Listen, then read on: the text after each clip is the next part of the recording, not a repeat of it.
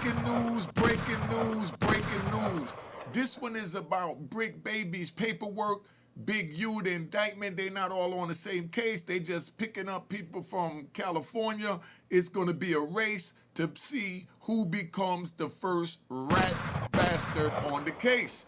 Make sure you subscribe to my daughter's YouTube channel at Juanita Make Audio. Let's get this thing going. All right.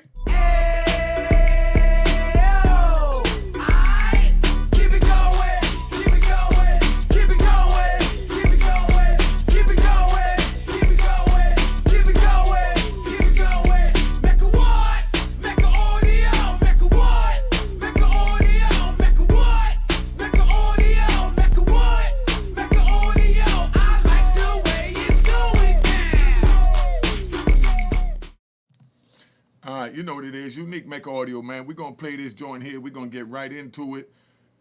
This right here is going to blow your mind. That's all I'm going to tell you. All right, let's go. And we back with that Rolling 60 indictment, about to go through all the other co-conspirators that went down along with Big U in Operation Drawdown. Now, for everybody that's seen our last video, you know, we touched on certain individuals that were all on the indictment together. But when the feds released this picture of everybody that was in custody in this operation, from the outside looking in, it looks like everybody went down for the same thing, and that's not the case. Multiple individuals that went down on the case were a part of that initial indictment with the RICO on it. But as we talked about, the Rolling 60s as a whole were already under investigation in 2020 before federal investigators really put their eyes on Big U. So there's multiple different indictments that went along with this situation. And this is why Bricc Baby, who was mentioned on the wiretap in Big U's indictment, wasn't named as a defendant in that indictment because the feds had bigger plans for him and one of his homies.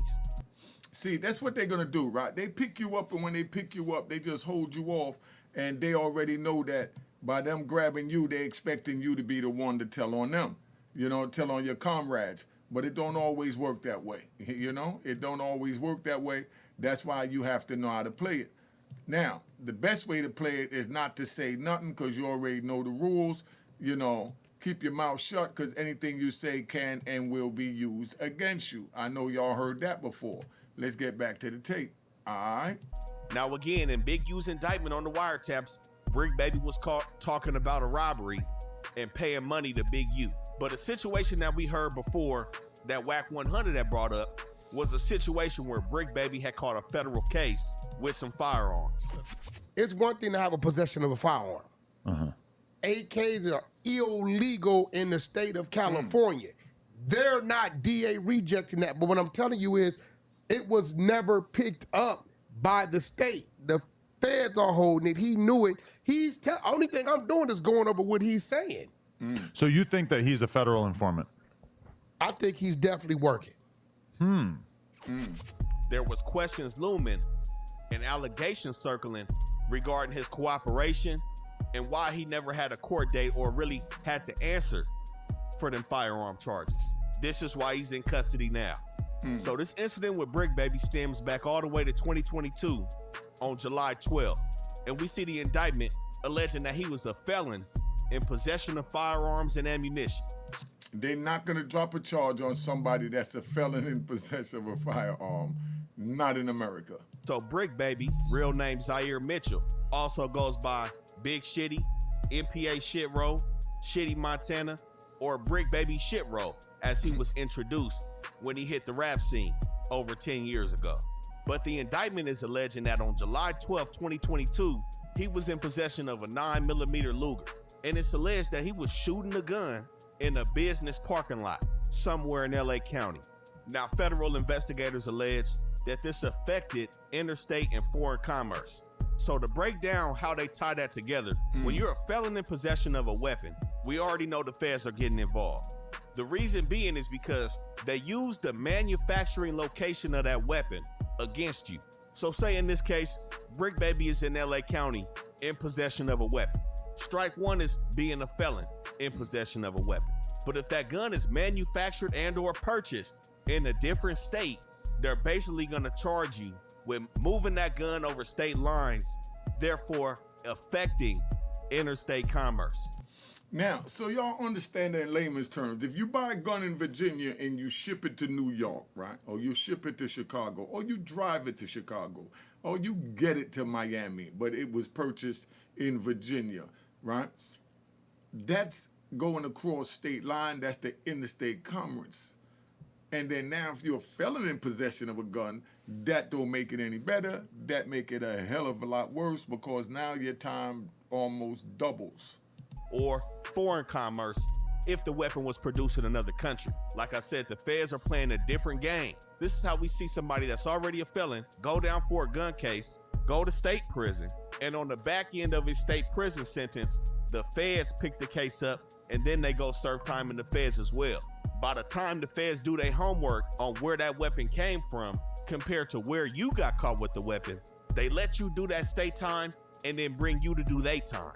Now, Bricc Baby, his prior convictions of reckless evading in 2010, possession of a controlled substance in 2012, 2 counts of possession of controlled substances, 1 in 2012, 1 in 2014, criminal threats in 2016, and a robbery in 2020. This is what made him guilty in possession of these weapons. Now, again, that's count 1 on his indictment. Count 2 are the weapons themselves. Knowingly possessing firearms and ammunition, again, each affecting interstate and or foreign commerce. This is where they allege that on June 23rd, 2023, a year after the shooting that he did in a parking lot, he was caught in possession of 3 weapons, a 380, a 9, and a Hell Puff 5.56. So Bricc Baby had that shit on him. But not only are they gonna charge him with the weapons, they're gonna charge him with the 133 rounds of ammunition that he also carried along with the guns.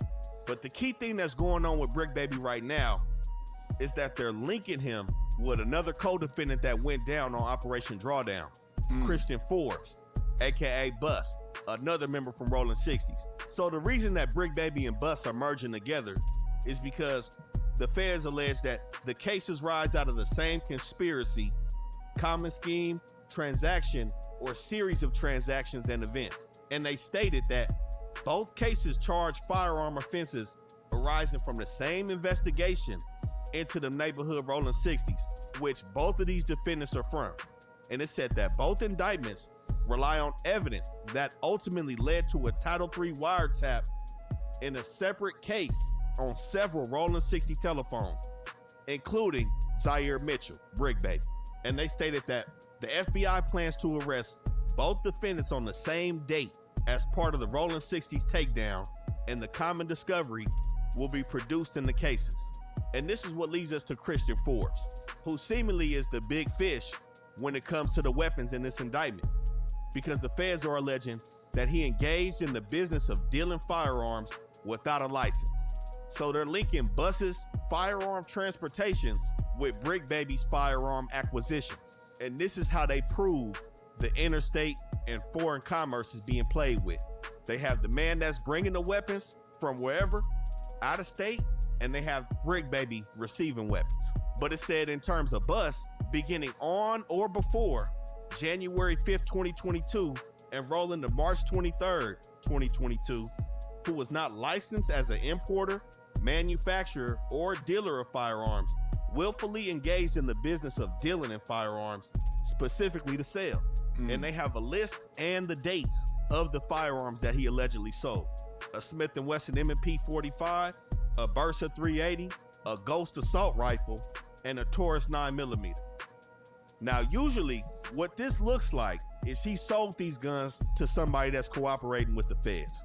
Now, none of these weapons match the serial numbers of the weapons Bricc Baby got caught with. So we can take him out of the equation of being the one that told on Bus. Because as the feds like to do, they love to make controlled buys. And the breakdown of these firearms are a little bit too clean. January 5th, January 12th, February 2nd, and March 10th are documented dates that he sold these firearms to an informant. And again, both of these indictments rely on evidence that ultimately led to an expansion of wiretaps against the Rolling 60s. Now, the feds also allege that both of these dudes have a serious risk that they might flee if they're let out of custody. We saw Trap Kitchen Monty already out, And there's another person a part of this indictment that we gonna touch on that's already out. But there was a request made for pretrial detention due to the safety of regular members in the community being at risk, because these crimes are considered violent crimes. So we may not see Bricc Baby for some time if he doesn't beat this case. Now, as the feds usually go, we seen the wiretaps with Bricc Baby. There's always some confidential informants and some people working with the police when you selling something. So this takes us to the next two defendants that went down in Operation Drawdown: Derek Andre Pollard, aka Grimsky, and Zachary Rodriguez Garcia, aka Z. Both of these two dudes are on an indictment together, accused of participating in a conspiracy to distribute meth, another count of distribution of meth, and possession with intent to distribute fentanyl, methamphetamine, and MDMA, another count of possessing a firearm in furtherance of a drug trafficking crime, and lastly, being a felon in possession of a firearm. So what we see here, everybody on this indictment is either members of Neighborhood Rolling 60 or criminal associates of the 60s. That's what the feds is gonna call them. And everybody is seemingly moving on their own program, doing things at different times. But since they all a member of the 60s organization, there was communication linking all 19 of these individuals that we see went down on this case. So in Grimsky and Z's situation, it started with them back in 2020, around September 2nd, and allegedly it continued until February 24, 2021 in Riverside County. Now on this day, when they became subjects of the federal investigation, September 2nd, it said that Pollard spoke to an individual who he believed was trying to buy some work. It said that Pollard is the one that usually negotiates the sale, and Garcia is the one that goes and drops the work off and kind of builds a rapport with the customer. But with Pollard being on the phone, negotiating this deal with this alleged customer, it's not known to them this is a confidential informant discussing the sale of a pound of meth for $2,700. So Pollard instructed the confidential informant to meet with Garcia at a predetermined location in Riverside, California. Now, when they met later on that night, Garcia offers the CI 10 pounds of meth at a discounted price, knocking $200 off each P and saying he can slang it to him for $2,500 if he get 10. But he also offered other types of drugs and firearms that he could sell this confidential informant. Now, I don't know if he knew this dude before, if he dealt with him, it don't seem like it. But that's crazy. And this is the work of some young, unexperienced members. So he went on to sell the confidential informant what he claimed to be a pound of meth, but instead was 44 grams of dimethyl-sulfone for $2,700. Now he ended up whooping the buyer, sold him some bunk for $2,700, but that seemingly doesn't even matter to the feds, man, that it wasn't even a controlled substance. Now, after Garcia gave him that work, Pollard tries to shake the confidential informant down for $100 for brokering the sale. And of course, he met with the confidential informant and got his little $100. So they sold dude some bunk and then took $100 for brokering the deal on top of that. They was playing some shady games. But about 2 weeks later, September 17th, Pollard's back on his phone talking to another confidential informant, discussing another sale of a pound of meth, negotiating another $2,700 price and a $100 middleman fee. This time, Pollard is the one that met with the CI, and they sell him some bunk again, 446 grams, and they short of dimethyl-sulfone. So the feds, after this, they kick back and they cool on these dudes for 3 months. They circle back around December 15th, 2020, hit him up again for another pound. Pollard talking on the phone again, but using quote-unquote coded language. They negotiate a price, and this time, Garcia meets with the confidential informant and gives him a short P, 438 grams of pure methamphetamine for $3,000 this time. That third time was a charm. Now, in between that 3-month cool down period, on October 14th, 2020, again still in Riverside County, Grimsky is said to have knowingly possessed a Glock 40. He was already a felon, so now he's a felon in possession of a firearm. That's where that count comes from that was alleged at the top of the indictment. It said that in Arizona, he had a solicitation to commit forgery back in 2018. Now, the indictment doesn't necessarily say how they know he got caught with it, But we know Grimsky been on the phone this whole time. And we know that wiretap has been popping. Now, a couple months after they made that final sale of actual meth to the CI, it said that in February 2021, they were in possession of a key of fentanyl.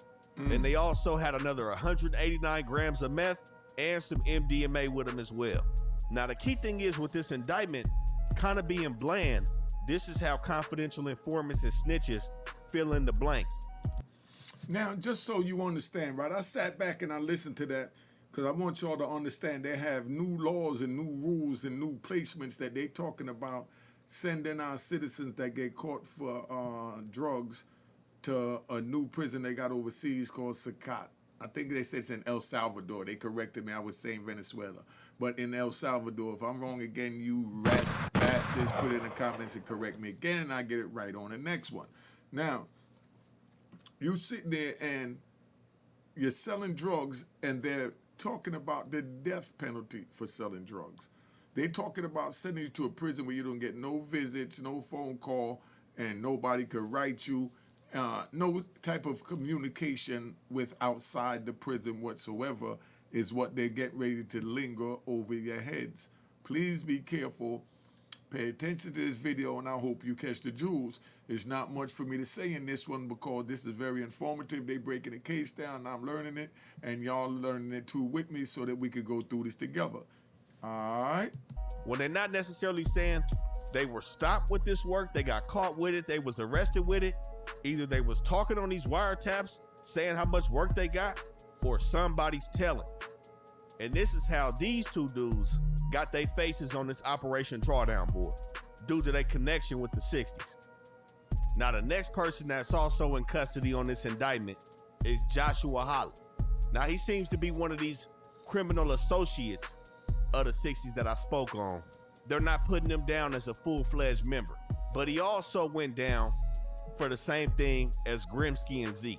Distribution of methamphetamine, carrying a firearm during and in relation to, and possessing a firearm in furtherance of a drug trafficking crime.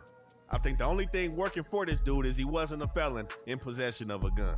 But on March 11, 2021, they got him presumably on wiretap, knowingly and intentionally distributing at least 50 grams, which came out to be 423 grams of meth. Now, the indictment doesn't allege that he was dealing with a confidential informant or a confidential witness in this case. So again, I have to stress that the wiretap and the hundreds of hours of conversations that they have is going to play a pivotal role in pushing these guys towards a plea deal when they see exactly how much evidence they have against them. April 1st, 2021 looked just like March 11, 2021, where they got this dude selling 435 grams of methamphetamine. Both of those situations were in LA County. And on the April 1st incident, it's alleged that he possessed a firearm while he was selling that work to somebody. They have him again on April 27th, selling 443 grams of meth. So as you can see, they've really been building this case for a long time. Again, they started watching Big U February of 2021, but they already had these wiretaps set up on these dudes back in 2020. And I'm gonna say, if Big U didn't allegedly kill Rayshawn Williams, this would be a pretty uneventful indictment for the feds. They'd have Bricc Baby, but it wouldn't be this big. Now, the next person that went down on this case was Ron Antoine Britten, aka Ronnie Mac. The feds are alleging that he was possessing with intent to distribute cocaine. And like many other people in this indictment, he was in possession of a firearm in furtherance of a drug trafficking crime, and also a felon in possession of a firearm and ammunition. So we have Ronnie Mac on January 31st, 2024, allegedly intentionally possessing with the intent to distribute cocaine. Now, it doesn't say he sold it to anybody, so more than likely, he was caught with it. And he was probably somebody that also participated in conversations on the wiretap, so they glued him into this federal indictment. But even if he wasn't, being a member of the 60s and being a felon in possession of this firearm, they was gonna throw him in there anyway, because they caught him with the gun when they caught him with the powder. Now, he had multiple firearms. He had a Glock 26 and another Ruger 9mm when he went down. Now, just like Bricc Baby, they charging him with the ammunition as well. he had over 30 rounds of 9mm ammo while being a felon. Now, this dude right here, this is a fraudulent dude right here. I don't know the details of this situation, but Ronnie Mac was previously convicted of having sexual intercourse with a minor and 2 counts of false imprisonment, as well as an attempted possession of a controlled substance. I don't know what an attempt in the possession is, you know what I'm saying? But the minor charge, what was he even doing in this mix anyway? Maybe that's why he's on an indictment on his own. But yeah, Ronnie Mac on some foul shit. Now the next 2 dudes that we saw also go down on this indictment are Denavian Hughes and Lamont Green. Now both of them had the same charge, but they are charged separately on their own individual indictments. And that charge is the same as probably 80% of everybody that was outside of the RICO, a felon in possession of a firearm and ammunition.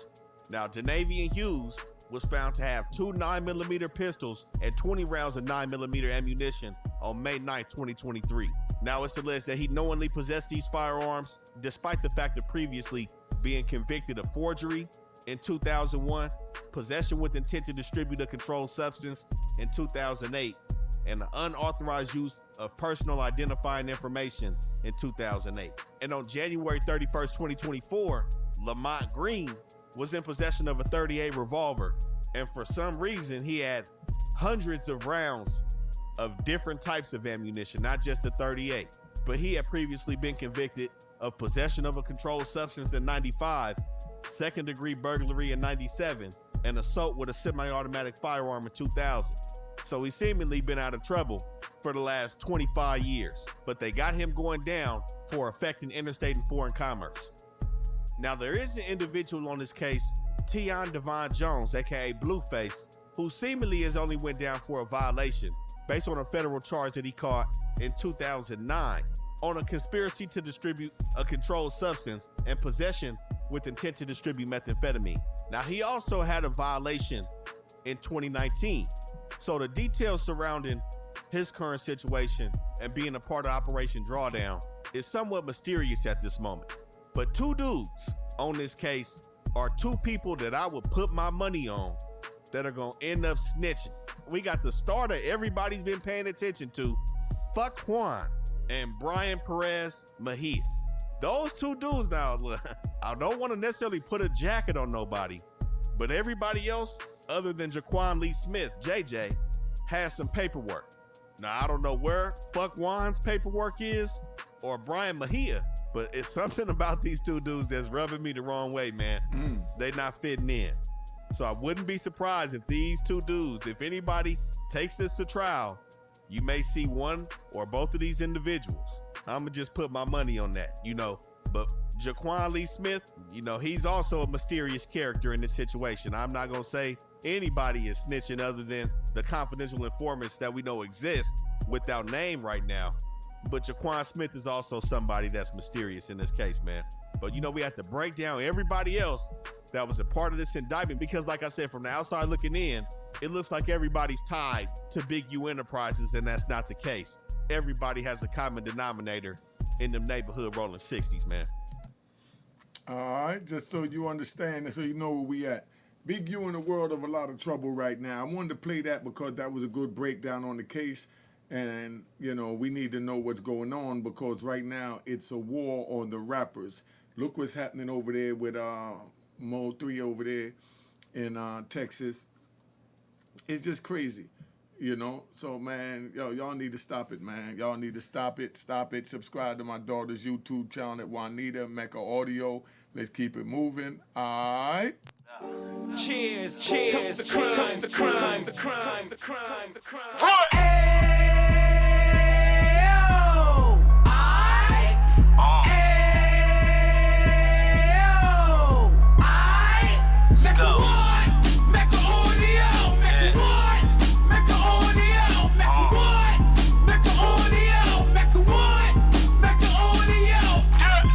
Fresh out the can of 26. He back on the strip, getting back in the mix. What he mentions a gift. You stand up 10 toes down, and I suggest you pay attention to this.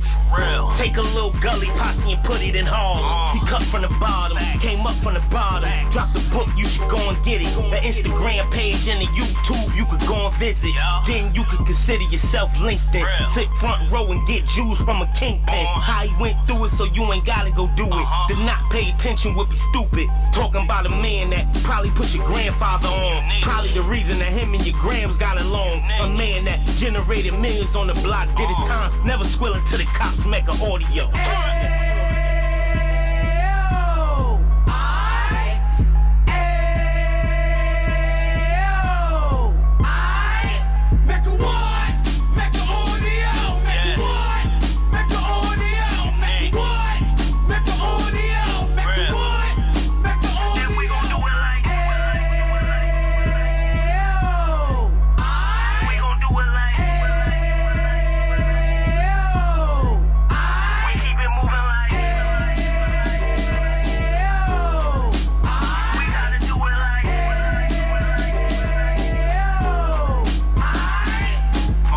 Get it live like 2 G's in the 90s. Drop top beamer so shiny. I let shorty go, she was whining. Treat her like my past, she behind me. Spend a couple bands on the Dapper Dan. You be back again, getting green like a Packers fan. No cap, it's a raw in Uptown. Baby horn Uptown, Dominican bust downs. Now we on the positive, we got a lot to give. Now he trying to stop the kids from being inoperative. So take heed, homie, lend an ear. He started in Uptown, he gon' finish dead. But now it ain't about selling drugs, buying cars. It's about buying property to make the community yours, so we can give back to the. Cheers, cheers, the crime, the crime, the crime, the crime, the crime.